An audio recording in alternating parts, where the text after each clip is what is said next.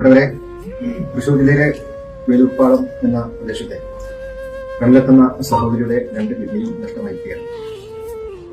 Kidney മാറ്റിവെക്കുക എന്നതാണ് ഇവിടെ മുമ്പിലുള്ള പരിഹാരം. ആ കുടുംബത്തിന് അത് താങ്ങാൻ കഴിയാത്ത ഒരു ചിലവാണ്. അതുകൊണ്ട് ആ കുടുംബത്തിന്റെ ചികിത്സ എടുക്കുന്നതിന് വേണ്ടി നിങ്ങളൊക്കെ മുന്നോട്ട് വരണം. അവരെ ആത്മാർത്ഥമായി സഹായിക്കണമെന്നും അവരെ ചേർത്ത് പിടിക്കണമെന്നും അഭ്യർത്ഥിക്കുകയാണ്. അവർക്ക് സഹായം അഭ്യർത്ഥിക്കുന്നതിന് വേണ്ടി ആ നാട്ടുകാരേക്കുള്ള അവരുടെ മുൻ പഞ്ചായത്ത് പ്രസിഡന്റ് റോമന ഉയർത്തിയിട്ടുണ്ട്.